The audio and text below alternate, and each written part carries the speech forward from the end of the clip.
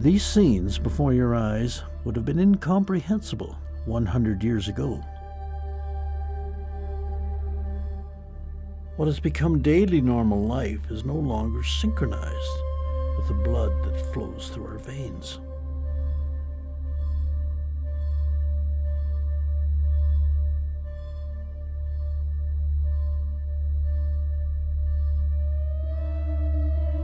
Seen from these actual NASA satellite pictures, we have illuminated the night in a macabre celebration of our progress.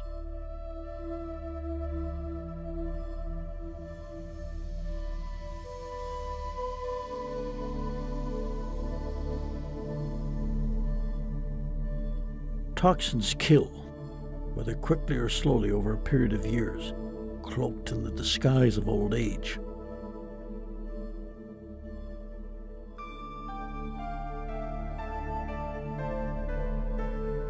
Warm air moves north, and airborne transport of dioxins eventually reaches the once pristine Arctic. Arctic peoples are showing major health problems from bioaccumulation of dioxins. 30 million gallons of crude oil spilled into the pristine waters of Alaska's Prince William Sound. The Exxon Valdez oil spill is like the Russian nuclear Chernobyl accident. They are considered historic disasters. Over 30 million gallons of oil from individual consumers in the form of automobile runoff enters the ocean every week, the exact equivalent of the Exxon oil spill.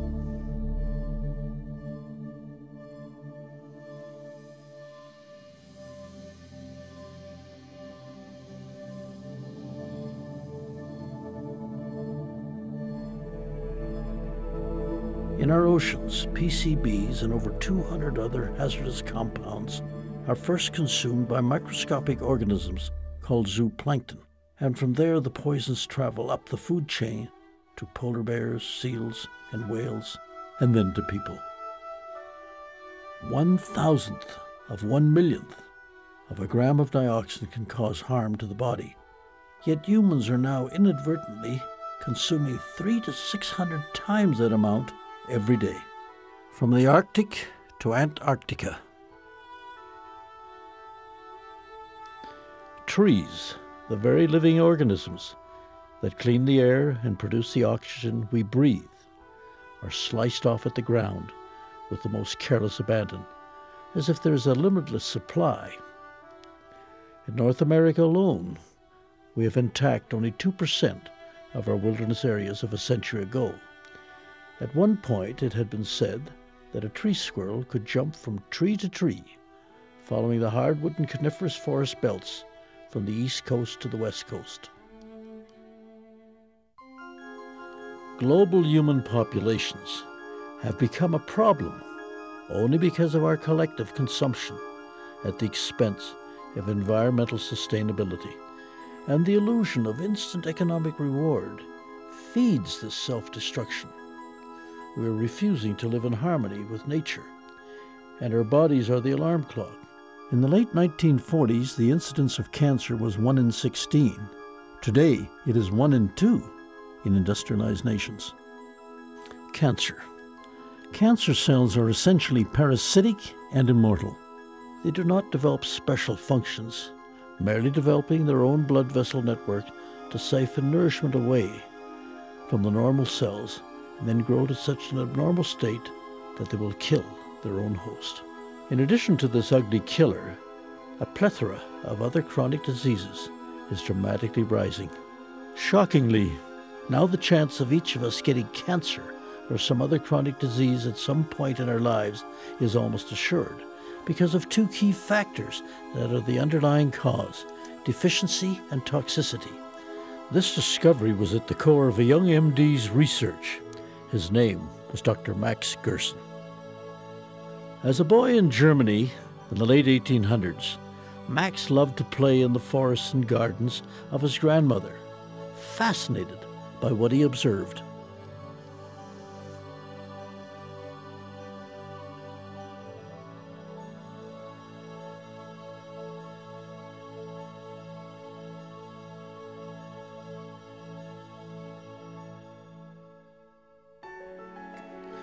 He watched with great interest whenever chemical fertilizer was applied while planting potatoes.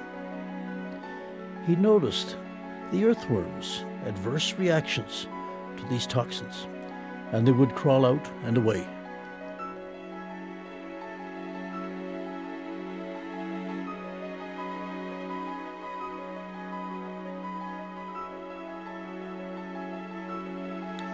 Day by day, he gained insight into the relationships between plants and the nutrients they gained from the soil.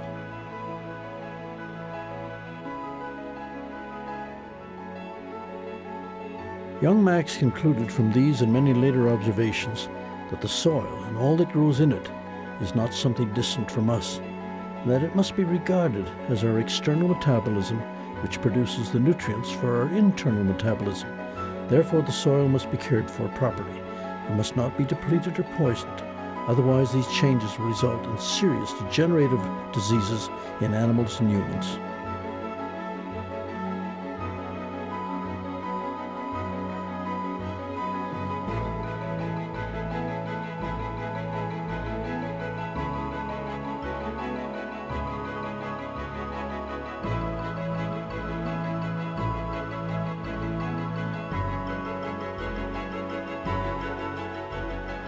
Under a microscope, active leaf cells known as chloroplasts busily undertake the process of manufacturing chlorophyll, and the miraculous process of photosynthesis begins.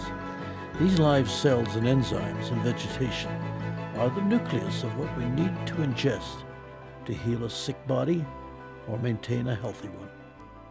Prior to receiving his doctorate as a medical student, Max Gerson suffered from severe and repeated migraine headaches, leaving him essentially unable to function for days.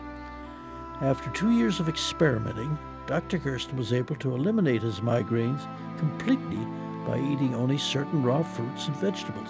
Apples were a staple. Cooked vegetables were also included, minus the fat, salt, and spices and alcohol present in the standard heavy German diet. By 1918, word was spreading about the Gerson migraine diet. But on one occasion, a patient returned with an observation. Not only had the migraine been relieved, but his skin tuberculosis also disappeared. The astounding news spread like wildfire. In April 1924, famous lung specialist Dr. Ferdinand Sauerbruch offered to do a clinical trial with 450 incurable skin tuberculosis patients. At the commencement of the study, Sauerbruch said to Gerson privately that if even one patient showed improvement, he would believe every word of Gerson's treatment. 446 out of 450 patients recovered, over 99%. Dr. Gerson and his wife Gretchen had 3 daughters, Joanna, Gertrude, and the youngest Charlotte. Of all the children, Charlotte took a special interest in her father's work, even as a youngster, much to the delight of everyone, especially her father. By the late 1920s, Dr. Gerson's fame had spread throughout Europe, especially after he cured Dr. Albert Schweitzer's wife, Helena, of pulmonary tuberculosis and Schweitzer's daughter's skin disease. When Dr. Schweitzer was 75 years old, he came to Dr. Gerson with diabetes and was also cured. Between 1933 and World War II, Gerson and his family fled Nazi persecution, eventually settling in New York. Dr. Gerson's 7 siblings died in the Holocaust. Throughout the 40s, Dr. Gerson's success at his New York clinic stunned the medical community, but also evoked the dark forces within it. Dr. Gerson was curing patients with cancer, and as a consequence, he testified before the United States Senate on July the 1st, 2nd, and 3rd in 1946, along with 5 of his recovered cancer patients and the medical records of 5 more.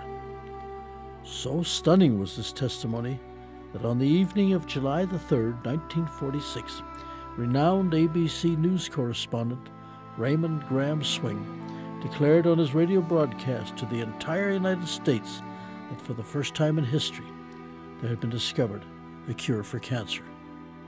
The public response was overwhelming, staggering, lighting up the switchboards at ABC non-stop, out of control, unbelievable.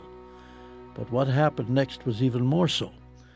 2 weeks later, Raymond Gramswing was fired from his position at ABC that he had held for over 30 years, and the Pepper-Neely Anti-Cancer Bill of 1946, document number 8947, now gathers dust in the archives of the United States Printing Office.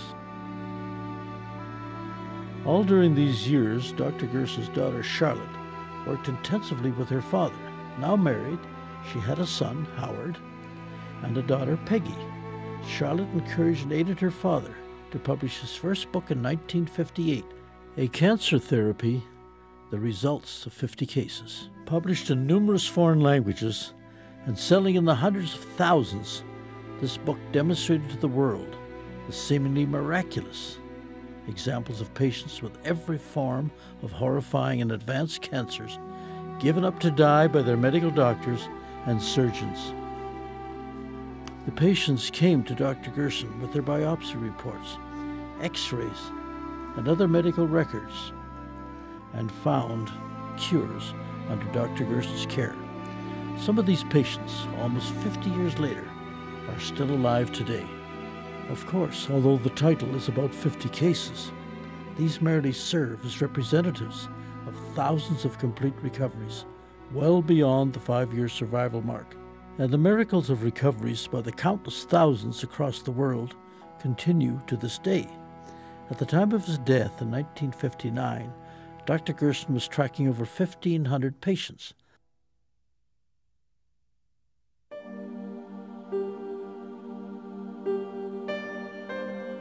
The files have been preserved by his daughter Charlotte, who's now in her 80s. Charlotte carries on the work of her father through the establishment of the Gerson Institute in California and a hospital in Tijuana, Mexico. She loves to reminisce about Dr. Gerson's legacy.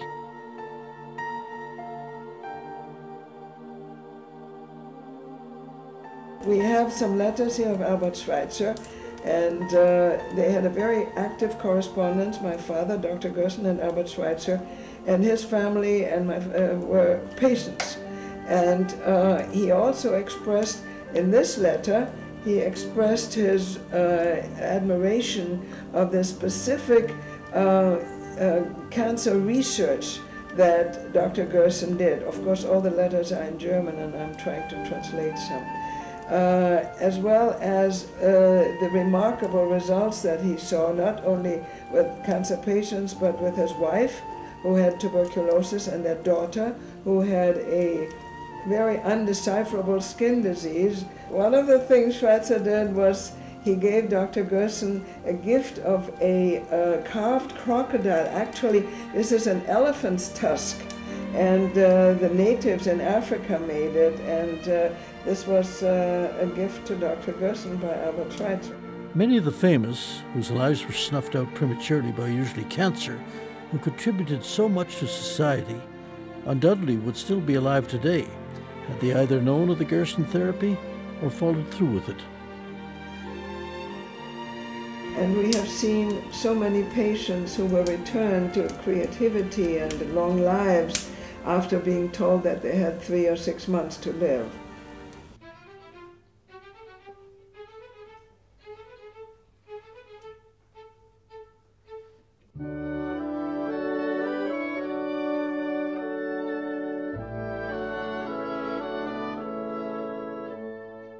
Charlotte established the Gerson Institute in 1977 in San Diego, California, for the purpose of educating the public and patients alike about the therapy in highly effective ways, with seminars, luncheons, consultations, follow-up care for recovering patients, mailings of books, booklets, and media kits. The list of activities at the Institute are as varied and numerous as the patients themselves.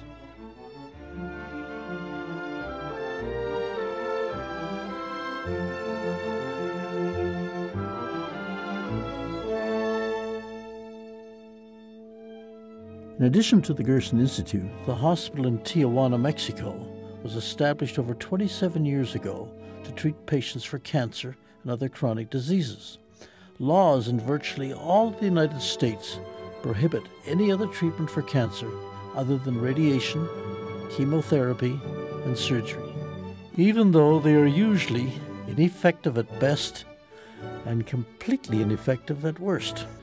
Chemotherapy, for example, does not cure cancer at all, and usually merely poisons and kills the patient instead of the cancer. On this particular day, 2 medical doctors from Czechoslovakia consult with Anita Wilson, who was executive director, about the possibilities of opening a hospital in Czechoslovakia. You heal cancer. You boost the immune system. You rid the body of those years and years of accumulated toxins from the way we've eaten and the way we've lived. I've been so impressed with the international interest in this work. Not a day goes by that we don't hear something from a patient or a physician or a group of people perhaps interested in starting a clinic or a support group. Many of the staff at the Gerson Institute have had personal experiences of the potent effectiveness of the Gerson therapy. Carol Beard, president of the Gerson Institute. I first met Charlotte Gerson in 1975. My daughter was 9 years old at that time and had suffered from asthma attacks almost every other month. She had an asthma attack that lasted 7 days. When I heard about the Gerson therapy, it sounded good to me and made sense. I went home and practically threw everything out of the cupboards, changed our way of eating, and Debbie never had another asthma attack. In 1999, I started getting sick and experiencing a lot of pain, chronic fatigue. In high school, I was one of those dieters, anorexic and bulimia when it wasn't really written about. I think I destroyed my digestive tract. The doctors couldn't diagnose me, but exactly, they said irritable bowel syndrome. They weren't sure. They finally gave me a CAT scan. I had to fight for that. It took about a year of arguing to get a CAT scan, which revealed some lesions and tumor on my liver. They said that one was suspicious of metastases, but they didn't think so. They wanted to wait and see. Well, I knew about the Gerson therapy, so I decided I would just go on the therapy. And a year later, that same tumor, the one that they thought could be metastases, was gone, totally gone. And my energy was back. The pain had left as soon as I started eating the foods. It was just the way to go for me. I used the medical doctors as a diagnosis and knew already what I was going to do. Several interesting things about the Gerson therapy, but one I'd like to mention is the healing reactions. I was 16 in an automobile accident. When I was 16 years old, my face hit the windshield and I had over 150 stitches in my face.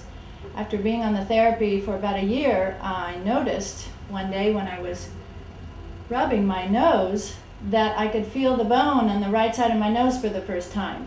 Prior to that, there had been a lot of scar tissue and bumpiness right in this area. And I could feel the bone. The scar tissue dissolves along with tumors. It's the body's reaction to healing. Another staff member, Suzanne Brunt, Charlotte Gerson's niece, at one time was diagnosed with inoperable cervical cancer. I did the therapy 19 years ago, and so I can sit here and say that I'm a success. Many recovered patients visit the Gerson Institute regularly to donate their time to encourage others. Paul Schlessie. I was diagnosed with prostate cancer in 1990 through the rectal exam, the sonogram, and a biopsy.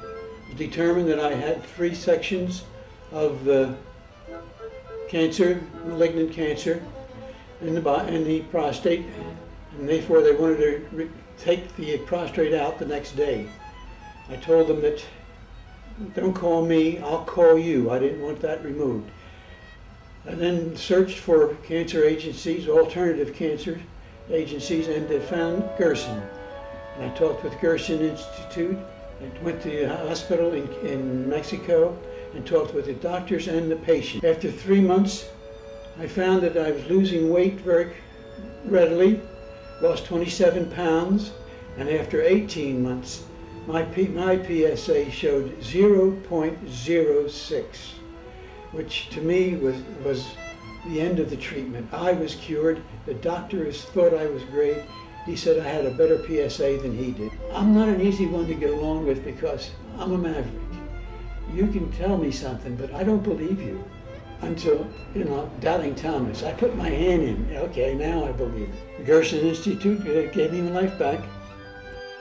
Dr. Gerson discovered early in his research that vegetables and fruits must be juiced to flood the body with nutrients that have been lacking within the human organism for so very long, sometimes for decades. A particular type juicing method must be utilized, however, implementing a grind and press device.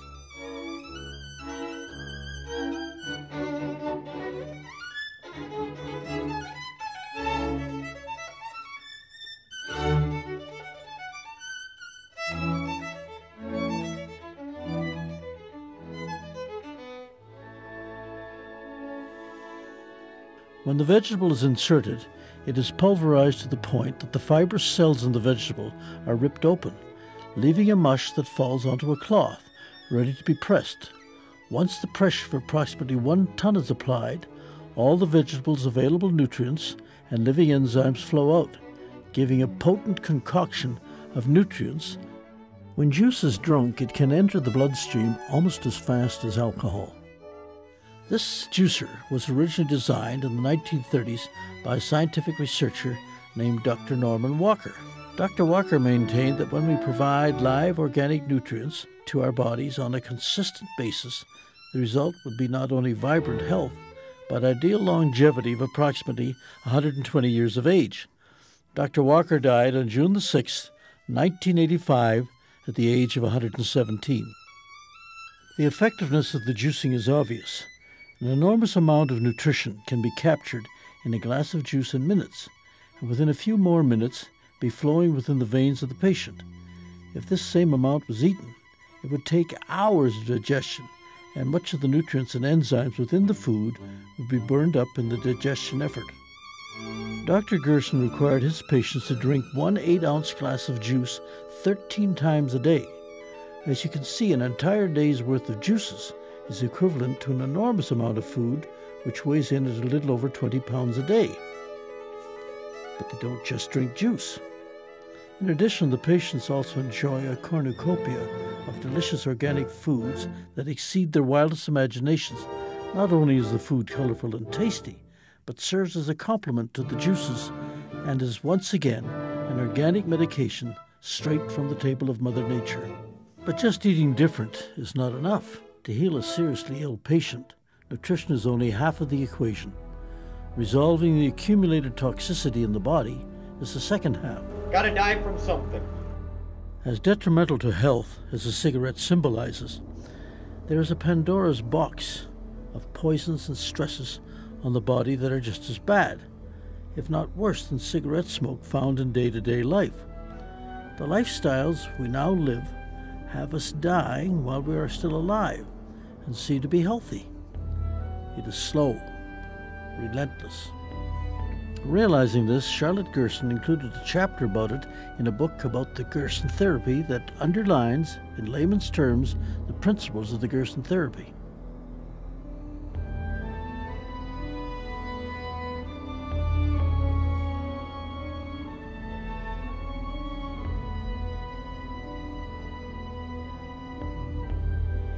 Within one section of the book, environmental stressors that can lead to cancer are underscored. Types of these hits are in the most surprising places. Our exposure to toxins in today's environment borders on the absurd. It is practically impossible to avoid. It is analogous to dodging bullets in a hail of gunfire from multiple machine guns. Not only are there poisons we ingest, but stressors such as electromagnetic fields and microwave radiation that interfere with the body's own electrical circuitry and rearranges molecular structuring, causing damage, sometimes irreversibly, to the brain and other organs. A typical example of daily toxic ingestion or precursor hit would be when you get into your automobile. Prior to even starting the engine, you will have already ingested dioxins given off from the dashboard to the fancy fake leather seat. Suppose you continue your journey and stop at a motel for the evening. Perhaps you chose an unsmoking room. However, Someone else has taken the parking spot in front of your room and left their car idle for a short time, even for a few minutes.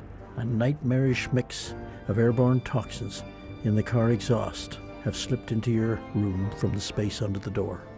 Once inside, from the power switch activating electromagnetic fields to the microwave radiation leaking from the oven as it prepares your plastic-wrapped, heavily salted and preserved, nutritionless instant dinner, to the carcinogenic chemicals in the soap on the bathtub rim, you're inundated with hits. The soap and shampoo are just the start, however, of what will be absorbed through your skin once you turn on the bathtub faucet, which will provide chlorinated and fluoridated water to help you get clean. Chlorine and fluorine help destroy the thyroid gland. The toilet seat has been sanitized for your protection, but what does that mean? The residual toxins in the chemical cleaning process of the seat will be absorbed by contact once you sit down. The toilet paper will also smear chemicals from solvents to dyes into your bloodstream.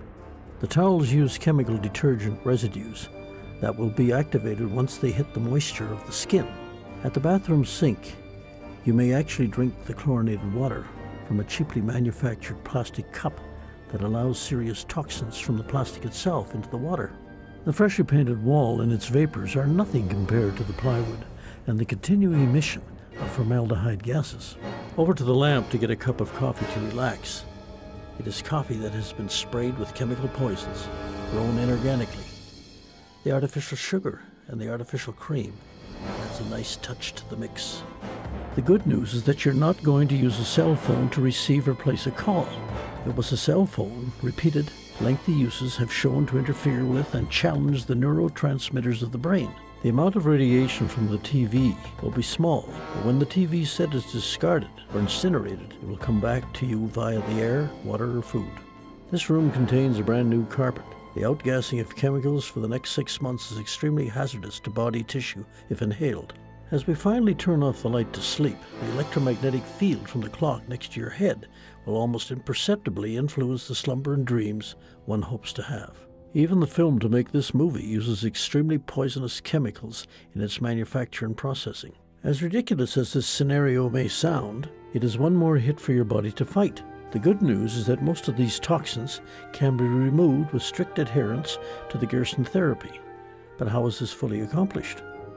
The answer is organic coffee. Dr. Gerson discovered that if a patient drank more than a pint of juice a day, the powerful enzymes would dislodge poisons in the body's cell systems. And this is where the coffee comes into play. Once the poisons are dislodged into the bloodstream and absorbed by the liver can become overwhelmed and even damaged unless it gets some help. Dr. Gerson found that an organic coffee solution introduced rectally stimulates the bile ducts in the liver to essentially dump captured free radicals and pathogenic poisons into the colon for expulsion through the rectum. When coffee enemas are utilized in conjunction with juice drinking, it is detoxification at its finest.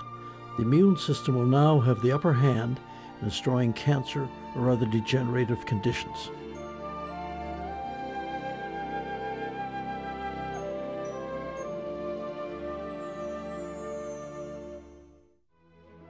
But how does one make a coffee enema? It starts on your kitchen stove with a quart of distilled water.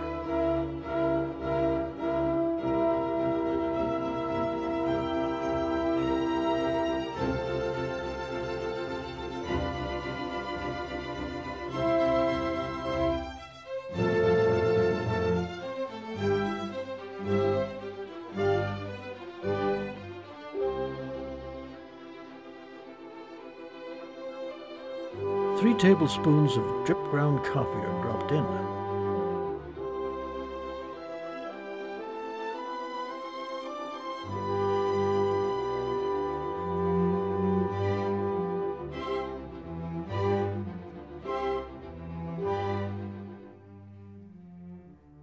After a few minutes, the burner is turned down,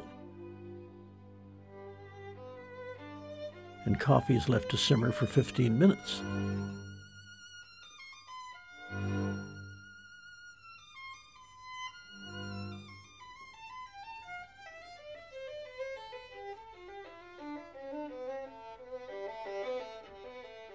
Once the coffee is done, it is strained into a measuring cup.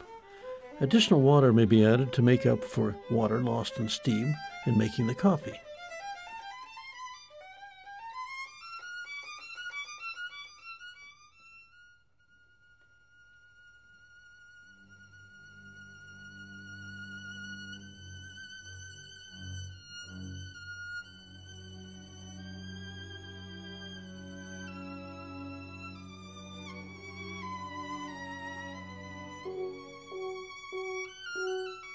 Coffee enemas are best taken in a relaxing atmosphere to ensure maximum effect.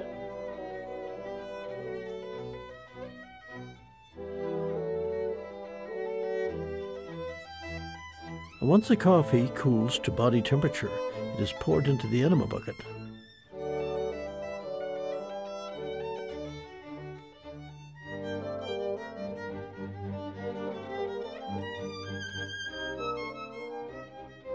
A tiny plastic stopper at the end of the hose is slid back to release the air in the tube. It is then slid back in place to stop the flow of coffee until rectal insertion is accomplished. The hose clamp is readjusted to at least 8 inches from the end of tube for rectal insertion to that length. Once the coffee solution drains into the patient, it is retained in the colon for 12 to 15 minutes. During this time, the liver has a chance to absorb the coffee's caffeine and other agents. Simultaneously, the liver in turn excretes poisons into the colon for expulsion. Charlotte Gerson is not only responsible for keeping alive her father's principles of healing, but guarding the integrity of those fundamentals and their application over the years. Hundreds of holistic physicians in the United States and around the world have been trained by Charlotte and the Gerson Institute. Unbelievably, it is illegal in the United States to treat and cure a diseased patient in a hospital with Gerson therapy. Because of this, Charlotte had no choice but to establish a hospital 27 years ago in Mexico.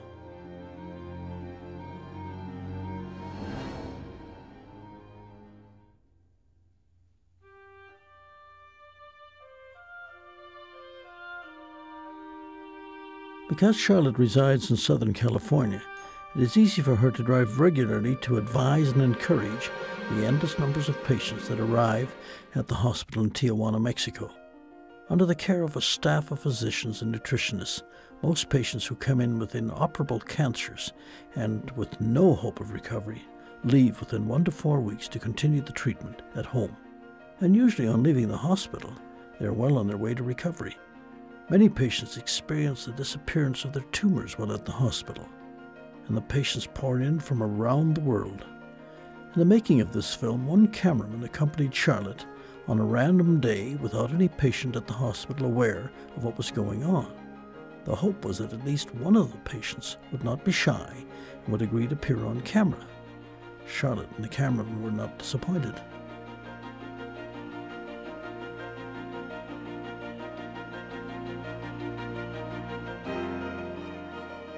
The first patient that they saw was Alejandra, who graciously allowed them to enter her hospital room. She seemed in very good spirits.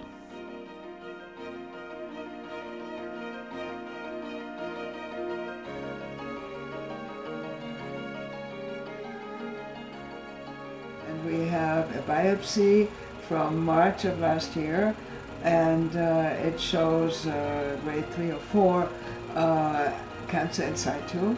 And after only about 2 weeks on the Gerson therapy, there is no malignant cells showing in the cone biopsy. Very exciting. I'm very happy, very, very happy to know about the Gerson therapy. After only 2 weeks on the therapy, I find after the pathologist report that I'm free from cancer now. So It's fantastic. it's been a blessing. It's wonderful. And you can stay well, and if Oh, only yes. you want children. You have children? Yes, I can have children, and I've been given new life now, and I plan on staying on the therapy for the rest of my life, Okay. moderately, but yes, this Great. has saved my life. What's your problem? What brings you here? I have primary peritoneal cancer, Mhm. cancer of the peritoneum. And you were swollen, or what? Did you go to the doctor? I was in Alaska, where I'm from, Mhm. and I was diagnosed with, or I had pain. I had pain in my You were stomach. diagnosed how? Did you have a biopsy? Well, no, I flew to the Mayo Clinic, Oh, I see. and I had a regimen of tests, Mm-hmm. and they found malignant cells in ascites. I had 10 pounds of ascites in my The abdomen. name of the doctor? It was Dr. Rao. Dr. Rao. Yes. And he did a biopsy, and then he was able to tell you what the problem was. He ordered a biopsy, and the pathology came back with carcinoma. Okay. Mhm. And you had ascites and swelling.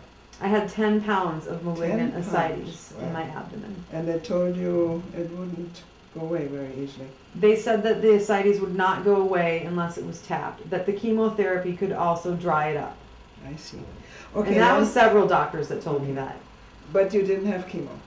I did have chemo. You did have chemo. Yeah. How much? One course. One course. And then when did you come here?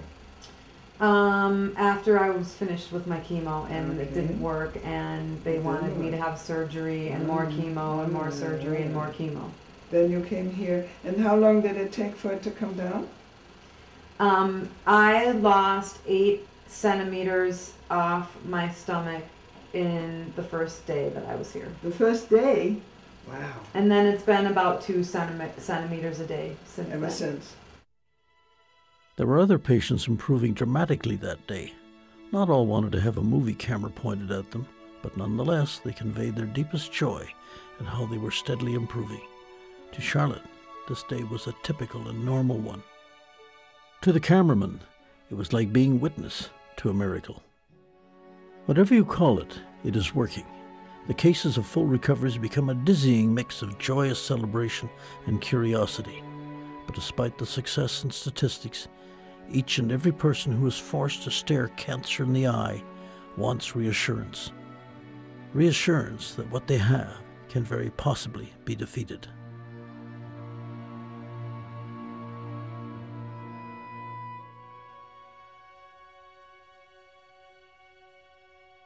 Always seeking new ways to cheer up, empower, and restore hope to the supposed hopeless, Charlotte addressed several prevalent types of cancers in booklets. Within the pages of each booklet are personal biographies and the medical records of recoveries. Many of these patients were so sick with other maladies that cancer was the least of their worries, but their living nightmares were transformed into beautiful dreams.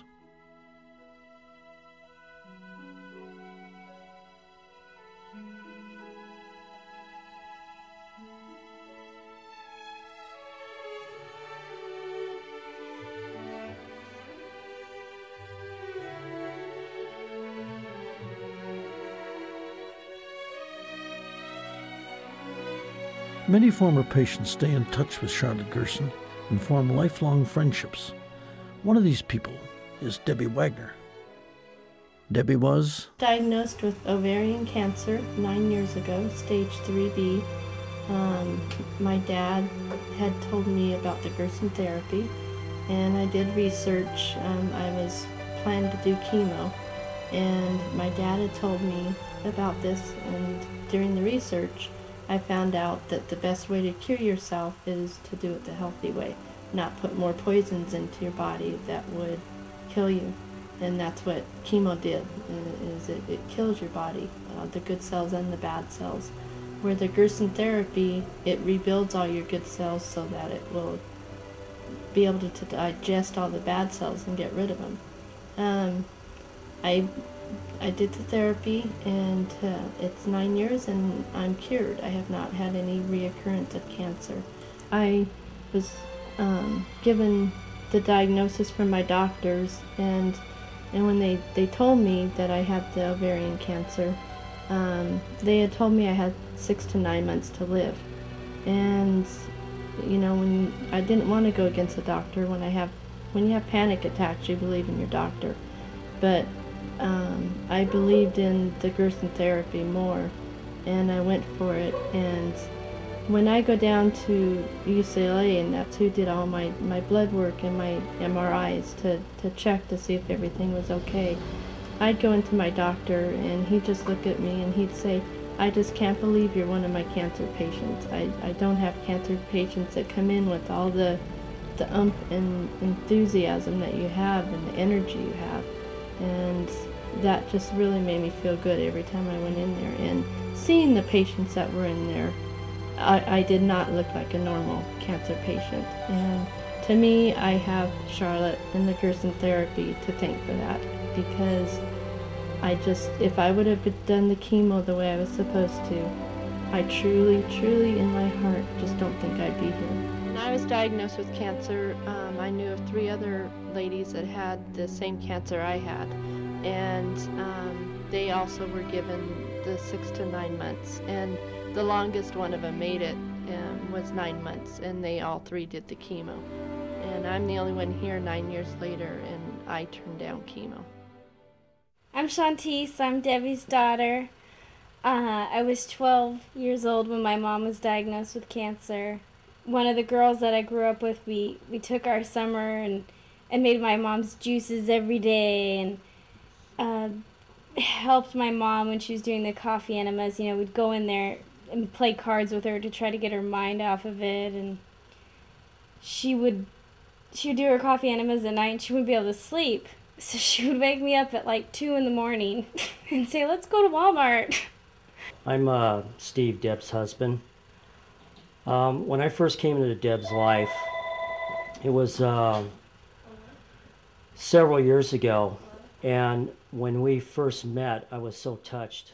There is for Charlotte a reluctance to get emotionally attached to any single case, since there have been thousands, but occasionally a phone call will leave her effervescent with cheer, as in a case recently in Colorado. 12-year-old Stephanie was diagnosed 6.5 years ago with Wilms tumor, a kidney cancer seen only in children. Her parents agreed to do immediate surgery. The surgeons removed the right kidney, but during the surgery it was discovered that the cancer had spread to the vena cava, the principal vein draining the upper portion of the body. But the claw of the cancer had not ended there either. It was discovered that the lungs too were riddled with cancer, and more horrifying still was the revelation that the cancer had made it all the way to the right chamber of her heart. The surgeon then opened her sternum and started with removing the tumors from her lungs. From there he moved to her heart, and in open heart surgery removed the tumor from her right heart chamber. The procedure took 10.5 hours. For the next 4 years, little Stephanie's ravaged body endured a total of 16 surgeries and massive amounts of drugs, chemotherapy, and radiation. But the powerful forces of cancer returned, again and again, with a vengeance. Now even her liver was invaded by cancer, and both lungs were also reclaimed by the seemingly immortal and unstoppable disease. By this time, Stephanie was a bald skeleton, drained and reduced to the weight of a feather. The doctors at Valley Children's told us that she's not going to be able to, the cancer was back and she's not going to make it. So my mom, she heard about this alternative stuff. So first we went down to Tijuana and met Mrs. Gerson and learned more about the diet. And so we went back home, and then I think it was January something, we were down at the Gerson, and we were doing the diet for about 2-3 weeks, I think. I had come down there sick myself with Candida, and like the second week I started noticing with all the juices and coffee breaks and all that stuff that I was feeling better. I had regular yeast infections all the time, and they were clearing up. Yeah, then we started on the diet, and I started feeling better after having been hypoglycemic, and just felt better, more energy. And the food, at first I thought it was kind of weird because it kind of looked weird. And the soup didn't taste that good at first. But after like a week, it started tasting better. And so we went back home, and let's see, and we've been doing the treatment and for 2 years, 2 years since this January. From that point on, hope returned, and life began to change for the entire family. Even the dog was happy again.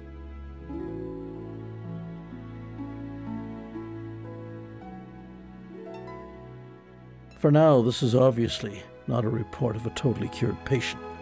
Stephanie has a long way to go. But the poisons are now being excreted, and her body is building itself back up with powerful enzyme and nutrient forces. She is on the road to recovery.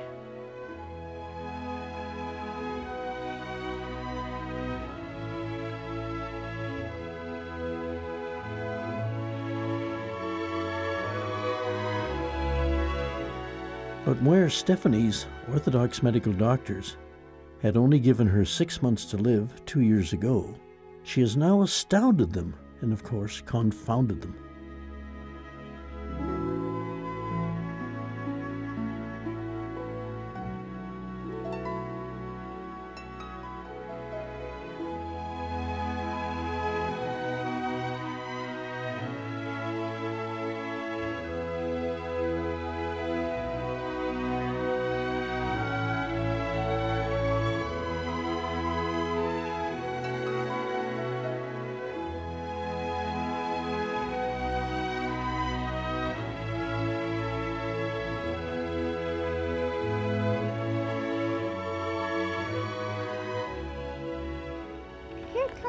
Let's go. I've been feeling lots better. I've been having more energy when I was on the diet. I am on the diet. And I feel very healthy and stronger and much better than I did. This past spring, rosy-cheeked Stephanie and her little sister visited Charlotte. Charlotte observed that they ran around playing and enjoying life as though the scourge of cancer had never visited this resilient child.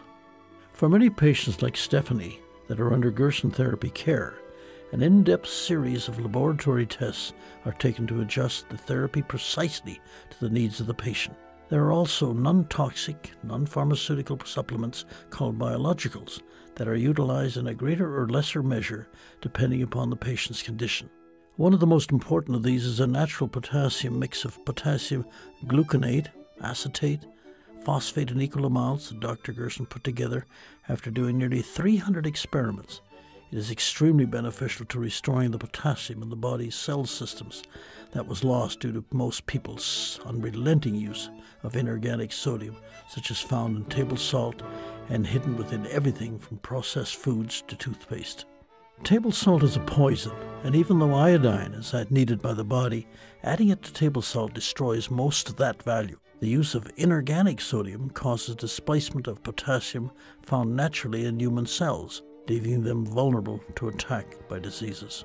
Dr. Gerson's potassium supplement is dissolved in a quart of distilled water and incorporated in small amounts in the juices. When it comes to fats in the diet, Dr. Gerson painstakingly searched until he found only one answer for that need: flax oil. Robert Gaffney, president of Omega Flax Oil Production. Welcome to our plant here at Omega Nutrition. We're located in Bellingham, Washington, and it's a pleasure to show you around. Here comes one of the vehicles that delivers.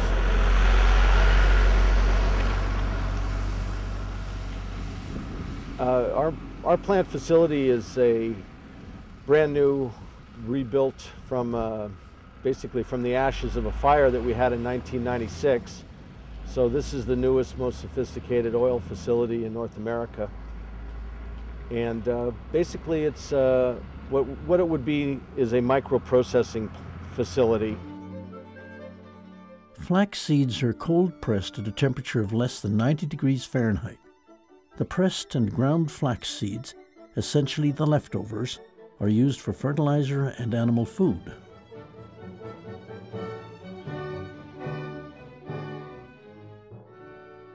Dr. Gerson stressed that flax oil is to be ingested raw and cold. It is not a cooking oil. Flax oil delivers nutrients to the body's cells effectively, as well as activating enzymes within the body to help destroy cancer and other diseases. A true miracle oil.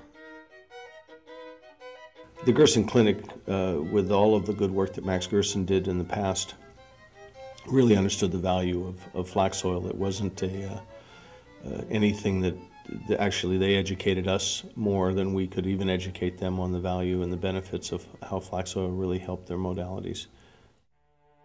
The use of these natural holistic supplements on the Gerson therapy is part of customization to the specific degenerative condition of the patient. There are many holistic approaches to healing. The Gerson therapy utilizes some of them in the recovery process. None, in and of themselves, can, for example, cure cancer, but they can sometimes fortify Gerson's therapy's effectiveness. When it comes to helping the body recover, whether from the common cold or cancer, today over half the medical visits in the US and Canada are to alternative therapists, despite the efficacy, and in the United States especially, it is estimated that our understanding and acceptance of holistic medicine is still 75 years behind the rest of the world. The only area of which established orthodox medicine in the United States is superlative is in the cost. Medically, we trail many third world countries. Our medical system is collapsing under the load of so-called incurable, chronic, and degenerative diseases that Dr. Gerson cured nearly 3/4 of a century ago.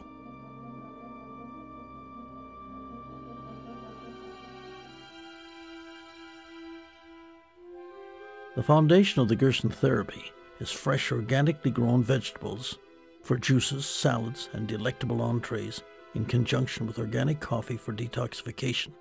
It is imperative that patients have access to such food choices. The organic food market has increased almost 20% annually for the past 7 years, mainly as the result of the economic law of supply and demand. Mass-produced, commercially grown fruits and vegetables produced with chemicals and sprays are fertilized with only 3 minerals: nitrogen, phosphorus, and potassium. But the plant, like the human body, really needs over 50 more. As a consequence of this tiny mineral contribution in the fertilization process of commercially grown crops, the plants are sick and must be kept on life support with more toxic chemicals until market. This process is now repeated in the consumer in simplified terms. On the other hand, organically grown food is raised with natural fertilizers of decaying matter that supplies it with the minerals required for healthy plants, which in turn enables the plants to fight off disease and resist pests naturally.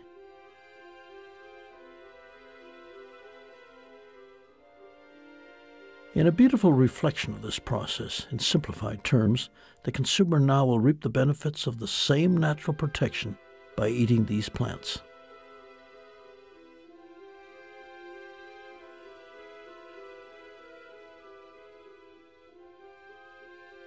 But discerning consumers want to be reassured that what they are buying is truly organic. Meet Wes Yamamoto, foreman of an organic farm growing citrus and vegetables in Southern California. Here at MK Ranch, we've been expanding our organic program, and we find it's very important to, provide sustainable agriculture to the community around us and throughout the United States. I know that in the past, people had different perspectives of what was truly organic, and we would have some growers come in and say, well, their groves are organic, but basically just by virtue of neglect.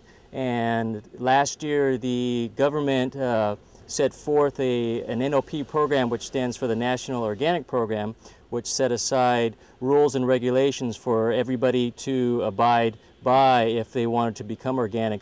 So that set forth a set of rules and regulations such that anybody who did want to become organic would truly be in the same playing field and would have to abide by the same sets of rules.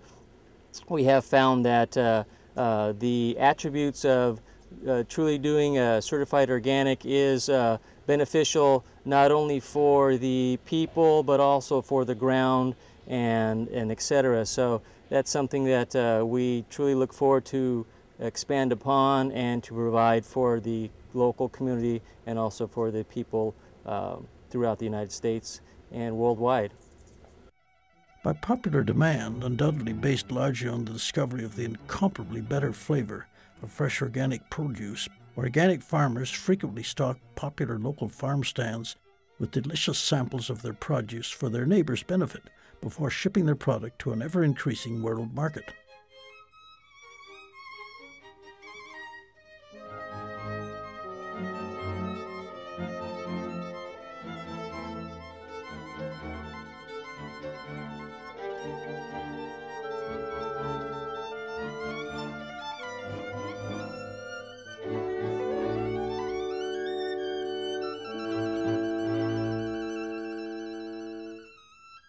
Charlotte Gerson follows the Gerson therapy herself as a lifestyle of prevention.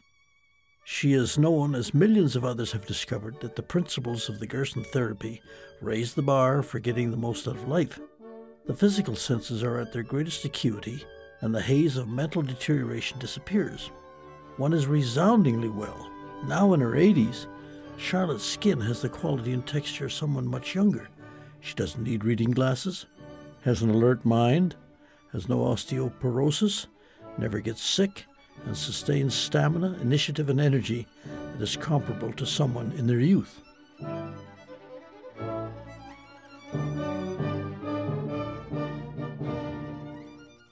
Using the Gerson therapy, one need never again worry about dieting to lose or gain weight. Charlotte explains. When we're dealing nowadays extremely seriously with obesity, which has become an epidemic, obesity is almost always nothing but hunger. And the reason is that foods are so depleted, they're damaged, they're processed, they're dead in cans and jars and pickled and preserved and so on, so that actually the body is not getting nutrition. And people are very hungry because even though they're full, they are not truly nourished. So they continually have hunger and start eating more and more, but eating the wrong things so that they become obese and are still not nourished and are still craving foods. It has been said that supermarkets are like mausoleums where the dead food lies in state. Once heat and pasteurization takes place, the enzymes are dead and the molecular structure of food itself changes, making it hard to assimilate even its few remaining nutrients. Good health can exude beauty and sex appeal, not only skin deep, but all the way through the bone. The Gerson therapy is an approach to life that galvanizes the power of each and every person to experience life to the fullest and be assured of a life free of disease or some nagging unknown medical condition. For many, it also grants them a higher vibration or spiritual consciousness that spans every faith and walk of life.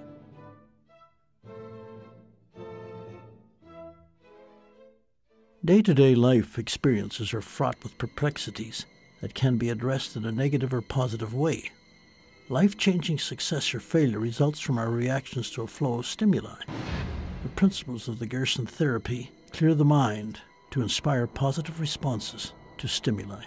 In cases of drug addiction, crime, and chronic mental illness, these afflictions too can be overcome. For example, cocaine and heroin addicts destroy their cravings for drugs in usually less than 72 hours on the therapy.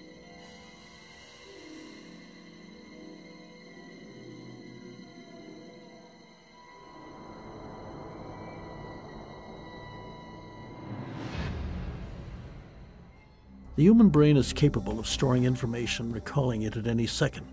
Like books in the library, the knowledge imprinted in this organ of the body can be added to without limit throughout one's life. The only obstacle that arrests or commences to subtract those books is long-term lack of nutrients and environmental toxicity.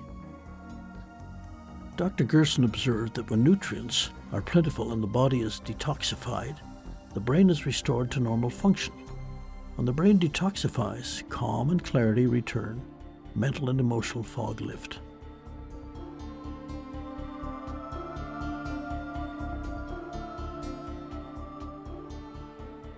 Over 2,400 years ago, Plato wrote, "No attempt should be made to cure the body without curing the soul." The body is miraculous in its design and flexibility. It is a forgiving machine. Even following decades of punishment, it can rebound. One of the first steps we can take is to avoid environmental poisons, even those we think are insignificant. Harmful fractions such as chlorine and fluorine belong to a dangerous class of chemicals called halogens. These chemicals are found in virtually all municipal drinking water and inflict severe damage on the body's endocrine system, particularly the thyroid gland. Fluorine, a highly toxic byproduct of aluminum manufacturing, is very dangerous and expensive to dispose of. Industrial principles once convinced the American Dental Association that it would prevent cavities, an assertion that has since been proven false. Nonetheless, they found a way to dispose of this product by putting it in the public water supply. The only way to rid the water of this dangerous chemical is by steam distillation.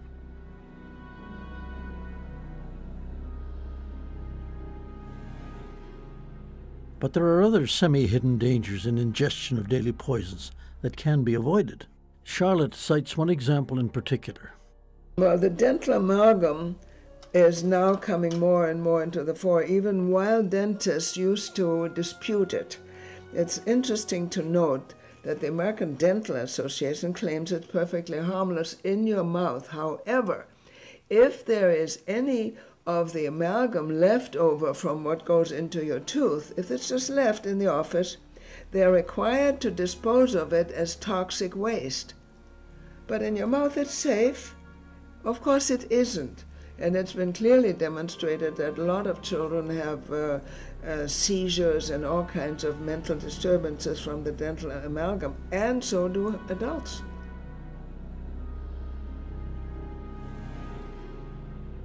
The danger of illegal street drugs in public and private schools is heavily publicized, but there are wolves dressed as sheep that are welcomed as they walk through the front door. The trouble with Ritalin is sometimes, first of all, it's never been tested on children under 6. And they're giving it now to children in preschool and kindergarten.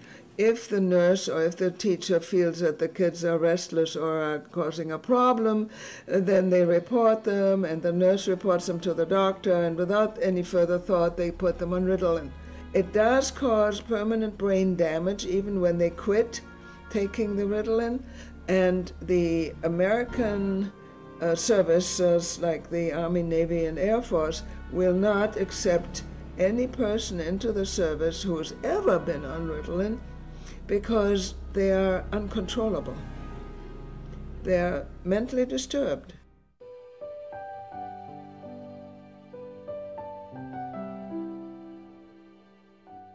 Rest is essential for all living organisms. During sleep, not only is the nervous system replenished like a storage battery being charged, but the body rids itself of poisons in a way that only sleep can accomplish. That is why, upon waking, energy is born anew. Sufficient rest is critical for children, and with the bombardment in daily life of hits to their systems in modern society, repeated lack of it can hinder and sometimes permanently damage a child's brain development. The developing brain of a child at this time in human history must clear a number of hurdles in a bid for genetic normalcy. Children are more vulnerable to environmental pollutants than adults because of their size and faster metabolism.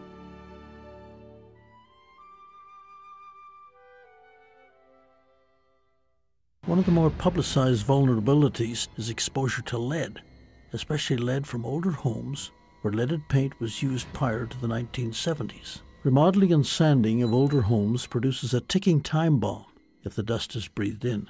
These airborne heavy metals, along with numerous other chemicals in the food and water, are now, unintentionally, passed on to the next generation. But the removal, known as chelation, of such toxins, even heavy metals such as lead, is possible with close adherence to the Gerson therapy. Even the body itself can overproduce a substance that becomes poison in excess in stressful situations if the liver is unhealthy and unable to neutralize it. It's called adrenaline. Meet filmmaker Steve Krushel. Steve films and performs stunts for Hollywood films that push the envelope and the adrenal glands to the limit. In an occupation that demands split-second life-or-death decisions, the adrenaline flows in excess, and if not neutralized, can poison the body into illness. The potency of this substance is profound. When a drop of adrenaline is secreted by the adrenal glands, which are located like little caps on top of each kidney, it enters the bloodstream and is diluted instantly to between 1 to 2 billionths of its original strength. This would compare to one single drop of ink spilled into 6 million gallons of water. The purpose of adrenaline secretion is to accelerate the fight or flight response to protect oneself in threatening situations. The largest gland of the body, the liver, when healthy, is able to neutralize the secretions. In today's world, the abuse of this magnificent organ is relentless. Many people have liver disease and don't even know it. For the detection of a liver problem via illness requires the liver to drop below 30% of its full working capacity before symptoms become detectable. One of the Gerson therapy's main objectives is to restore the liver to 100% capacity and ensure its health. Another of this filmmaker's occupations is showcasing wild animals in natural habitats for public education as well as for the motion picture industry.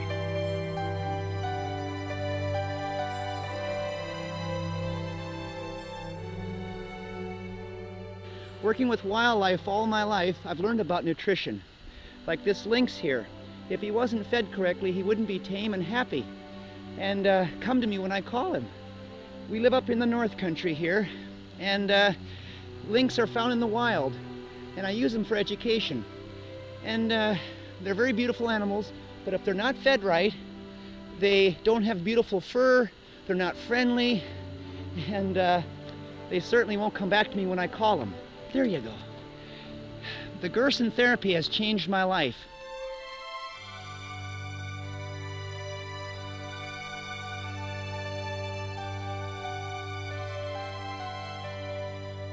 This 43-year-old man follows the Gerson lifestyle as a preventative measure, and in doing so has acquired tremendous energy to achieve a physical workload equivalent to several people.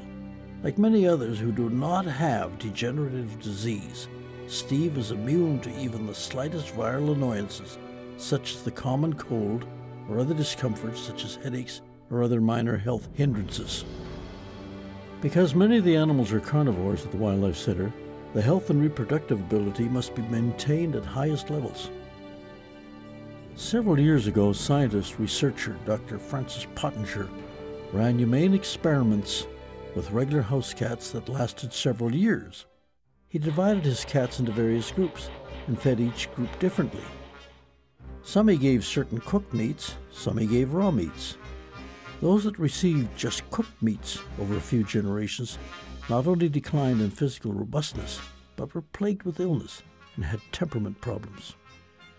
Eventually, they were unable to reproduce successfully. The feces from the animals receiving the cooked product was used as fertilizer to raise string beans. But the beans didn't grow. Some beans hardly even sprouted. The house cats given the fresh raw meat product thrived and produced through each generation successfully. Clearly, wild carnivores such as these were designed to hunt and kill and survive on prey composed of flesh. Their teeth, stomach acids, and short digestive tract bear this out.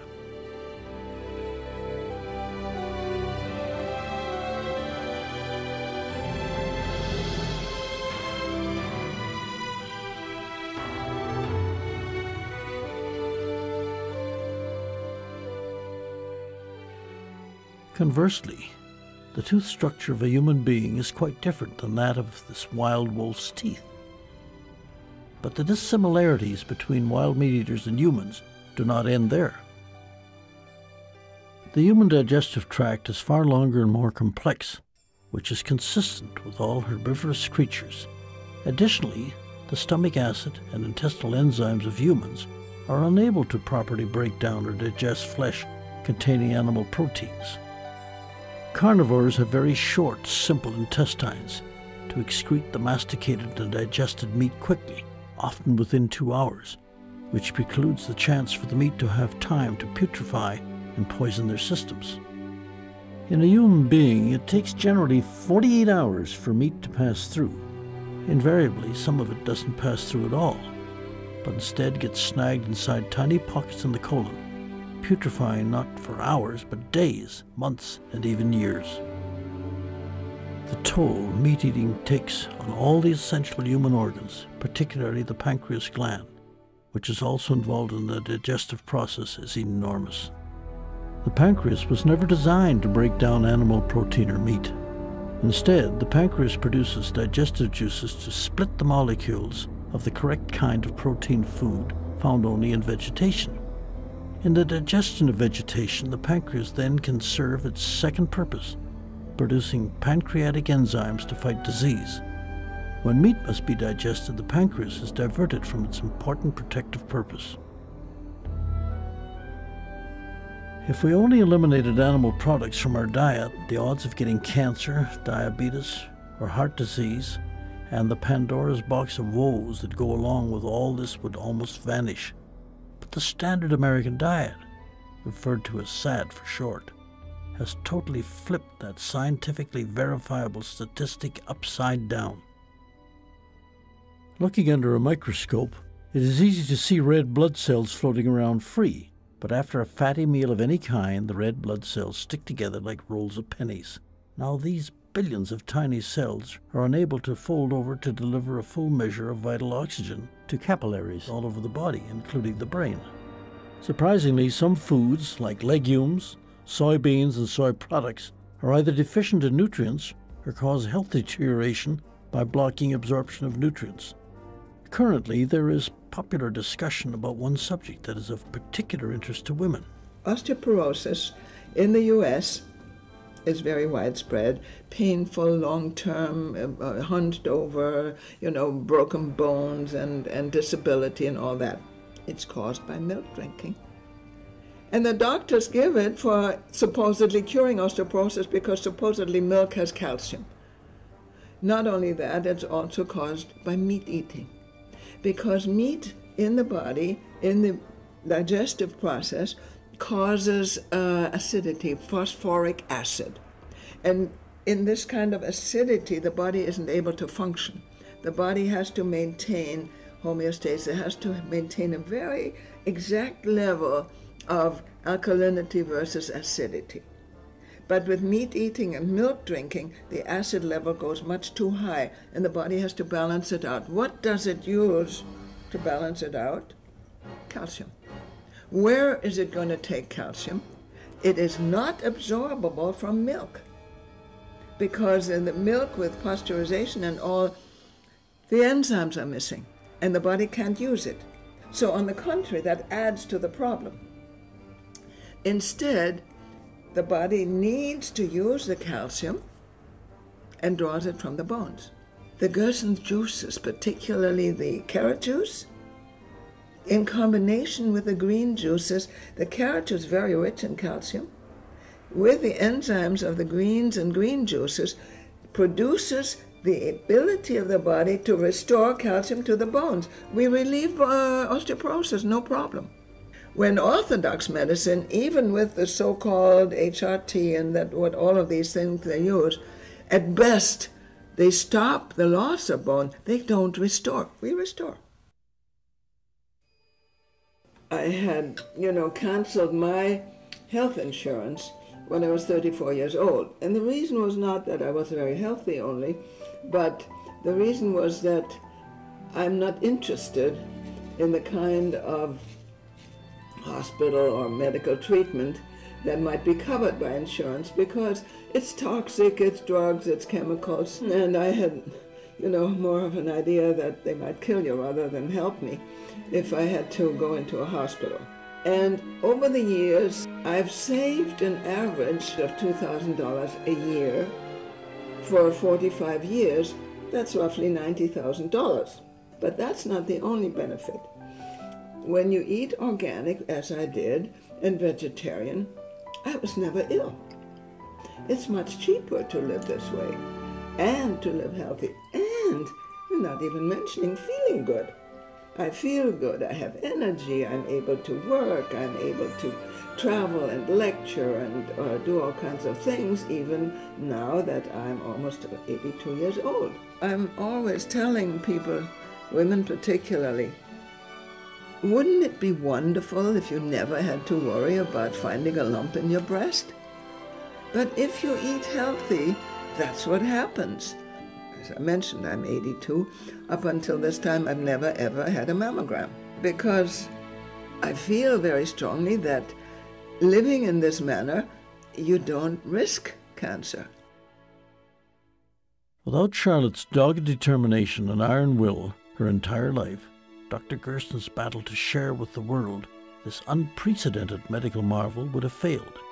Even now, the suffocation of this therapy is unrelenting. Today, Gerson's name and therapy is known and honored worldwide by holistic physicians, nutritionists, and chiropractors. Only in the United States is Gerson's name still forbidden to cross the lips of a physician. Fortunately for Charlotte, her family upholds her task and has contributed markedly to radiating information of the Gerson therapy throughout the world.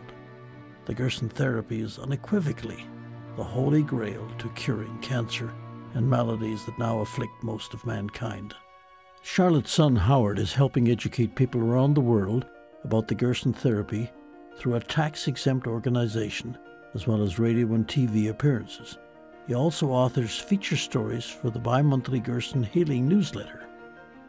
Howard has recently completed an historical overview of his grandfather's life and work and coordinates book signings with Charlotte, like this one at the Gerson Institute in Southern California. You can cure any disease, or you can just maintain good health.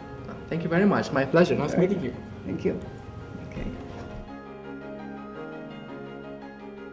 Charlotte's daughter Peggy, along with husband Giuliano and daughter Etta, who live in Italy, also follow the Gerson protocol. Etta, only 14, is already an accomplished violinist and donates her musical talents to benefits and lecturing programs that Peggy puts together in Europe. Giuliano, a poet, journalist, lecturer, and author, recently wrote his own tribute about Dr. Max Gerson's life, set as a novel.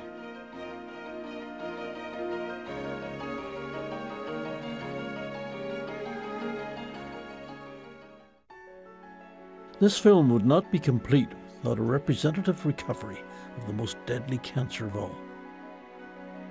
Meet Pat Aney from British Columbia, Canada, a successful businesswoman in the shipping industry. She remains extremely busy. Pat radiates good health and has a deep conviction about certain priorities in her life.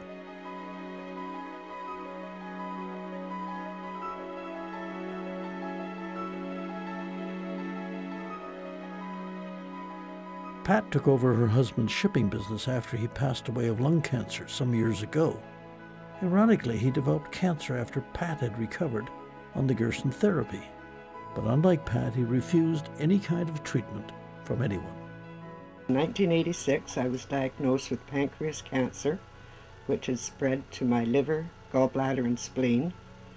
The doctors told me I had 3 months to live, to go home, get my finances in order, and prepare to die.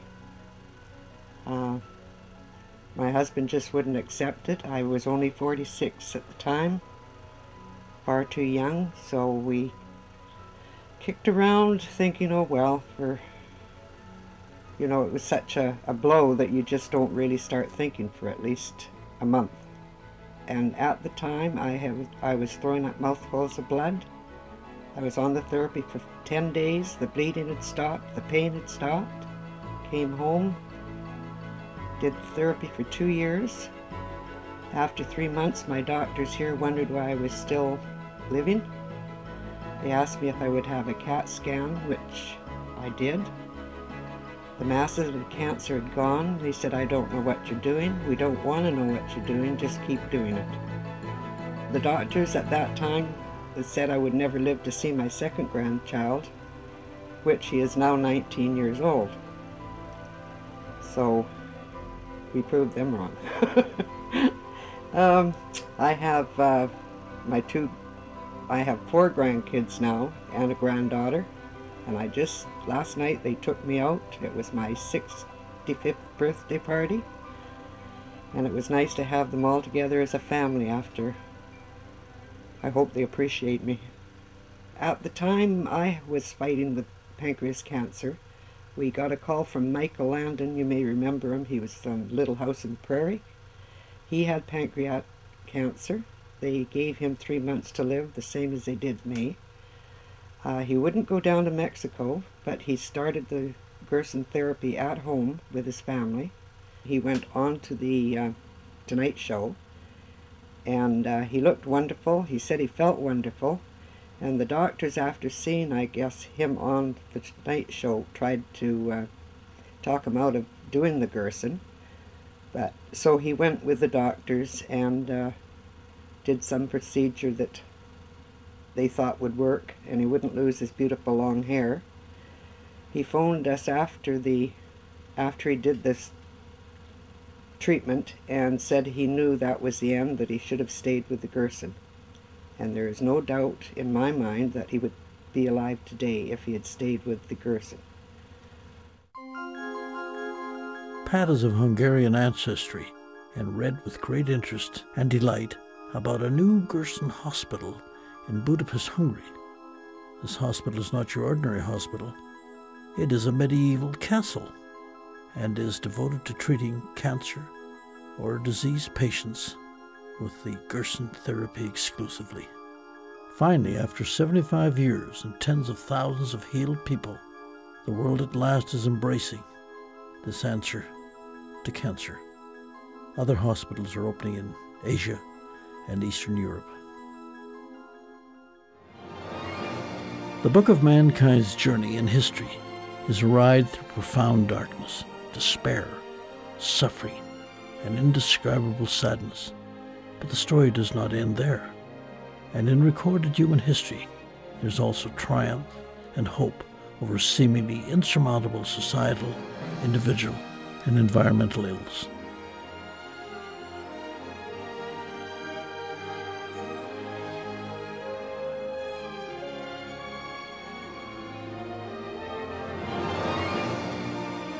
As historians and scientists go back in time, from the fall of ancient Rome as a result of drinking water from leaded pipes, to the secrets of the distant past frozen in some of the world's greatest ice fields, we can see a traceable legacy of other cultures and life forms that have arrived and survived on Earth for tens of thousands of years.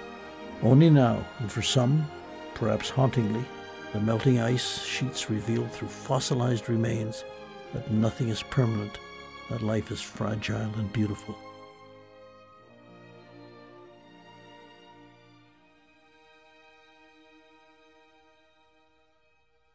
Dr. Gerson, who was the first holistic physician in the United States, called his approach to medicine totality. He was a health ecologist. To draw the connection, as Dr. Gerson did, of the large-scale environmental challenges and the viability of life hinging essentially upon what we pour into our cups and place on our plates, is so simple, yet profoundly hard to grasp by modern medicine's modalities.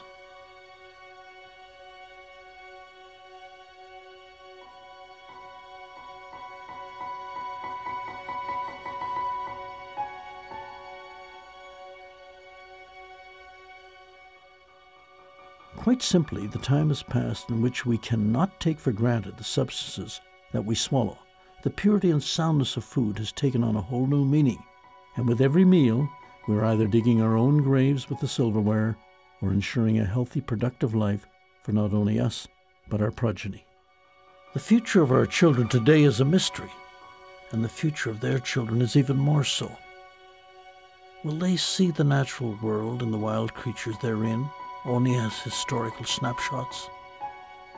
The pivotal moment for modern civilization is here.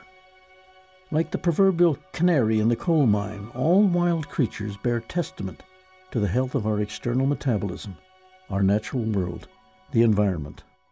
For each of us eventually, whether we are ready or not, someday it will come to an end. There will be no more sunrises, no minutes, hours or days.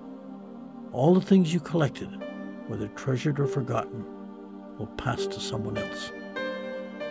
Your wealth, fame, and temporal power will shrivel to irrelevance.